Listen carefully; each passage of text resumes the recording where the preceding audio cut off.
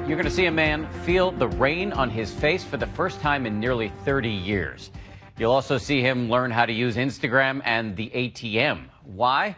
Because he was just released from death row in a case that raises serious questions about race, class, and America's justice system. For our new Nightline series, Firsts, here's my co-anchor, Byron Pitts. For 30 years, Anthony Ray Hinton was a dead man walking.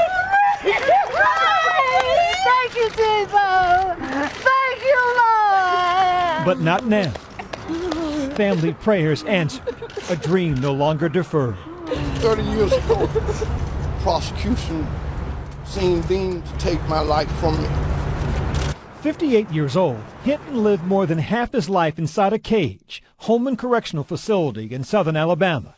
Here, men do time, and time stands still. Today, he's seeing and experiencing things for the first time in decades. You ever, when you was a kid and your daddy catch a ride, and you want to see everything, you just be looking, and make me really appreciate freedom more.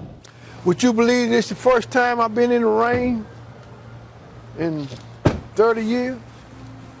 How you like it? It feels wonderful. Yes, it feels wonderful. Hey. We joined him as he began his rebirth of sorts. So what's it like now to be able to walk, where you want to walk, when you want to walk? Oh, it's unbelievable. I mean, I really have to catch myself. Oh my goodness. So this is the class. He is welcomed home, a party in his honor, hosted by the Equal Justice Initiative, led by attorney Brian Stevenson and his team of attorneys who fought for decades to win Hinton's freedom. Thank you for giving me my life back. Just being here as a team, you can say that you got an innocent man off death row. His nightmare began in 1985. Ronald Reagan was president, Back to the Future was a box office hit, and under the cover of darkness, 2 Birmingham restaurant managers were shot dead at closing time, just months apart. A third victim, another man who survived the shooting and helped identify 29-year-old Anthony Ray Hinton as the killer. You're a free man now. What does that mean to you? It means everything. I mean, you never think about your freedom until it's taken away from you. You couldn't put a price tag on it. Even simple pleasures, like the convenience of using a computer. I heard about Facebook and Twitter. We've been putting pictures of you on Instagram. There were over 3,000 people that liked this picture of you getting out. Teaching him to use the ATM for the first time, even though he doesn't have much money. And that's when you have to put in a little code. He got my $12 back already. So much about the world has changed, but the greatest still is a world without his mother. She died while he was locked away. It can't get no lower for me. I'm not ashamed of it. I'm proud of it. That's what's the love of my life. See,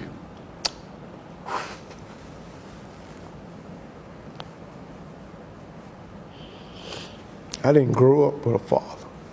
So my mother was my father and my mother. And she did everything she could. He goes back to the home they shared together, now abandoned. Kind of hate to see it in this shape.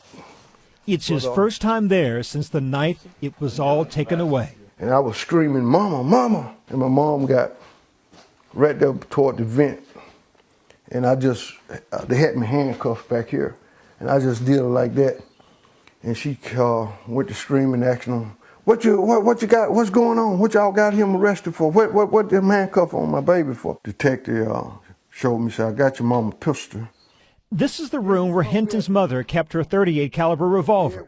Police said it was the murder weapon. Hinton's court-appointed public defender hired a supposed ballistics expert to dispute the prosecution's claim about the murder weapon. A persuasive expert, he was not. So his ballistics expert was blind. In one eye, yes, that's correct. He had to ask how to turn on the machine. He couldn't see it. He had to ask somebody, please help me. So when they put him on the stand as my witness, they crucified him. I said, they're gonna find me guilty. This document, prepared by the state's ballistics experts, indicates a number of questions about whether the bullets matched the gun. The defense was never given this document. Mr. Hinton actually passed a polygraph test when they first arrested him. Passed it. He had an alibi. He was actually working in a warehouse when one of these crimes took place. Tom Dole was at Alibi. He was Hinton's work supervisor back then. As far as I know, he was, sweeping a floor. Sweeping floors 15 miles from the crime scene. Because he didn't do it. He was not gone long enough to do that if he was gone at all. Hinton was sentenced to death. That kind of shook my faith in the system. What was the bigger hurdle, class or race? Oh, no question, class, poverty. Because without the money to prove it, I think had Mr. Hinton had the experts that we were ultimately bringing to this case, he would not have been convicted. He was ordered to spend the remainder of his life in prison, living inside a 5-by-7 cell. Pretty much sleep in a fetal position because your feet hang over the bed. You only have a bed that is mounted to the wall and a toilet. And that's what I lived in for 30 years. Men had taken his freedom, not his soul. They took my 30s, my 40, my 50, but what they couldn't take was my joy.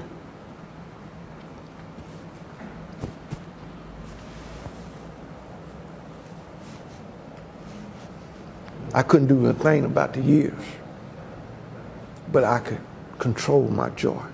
53 inmates were executed at Holman while Hinton was on death row. My darkest memory would be seeing so many people that I got to know be executed. He languished in prison for years before his case reached appeals court. I had never been so convinced of someone's innocence than I had in Mr. Hinton's case. No one asked them. Judge Sue Bell Cobb was one of those appellate court judges who believed his story. There was no incriminating evidence. He didn't have anything from the robbery. There were no fingerprints. This is extremely unusual. His appeal was denied, but his team kept fighting. We'd exhausted every state court appeal, and it was the United States Supreme Court that finally intervened. The result was a new trial, the break Hinton had been waiting for. But just a few weeks ago, the state of Alabama dropped the case after a new look at the evidence could not match the bullets to the gun, and Hinton was released. But one man's joy, another's heartache. The son of one of the victims declined our request for an interview, releasing this statement. All the stories are saying that he is innocent, and he is not. He was never proven innocent. He will be judged by God. He will see true justice one day. God will show him that I didn't do it. This is my first bite of pizza.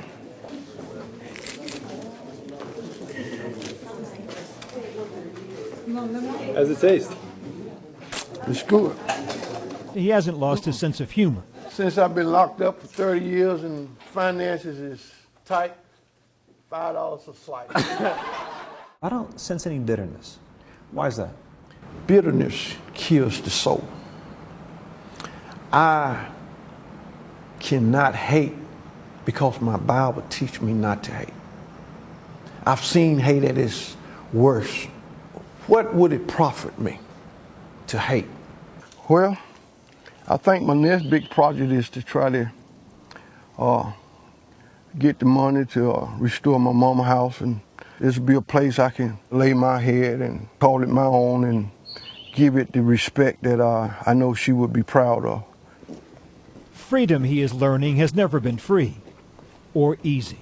For Nightline, I'm Byron Pitts in Montgomery, Alabama.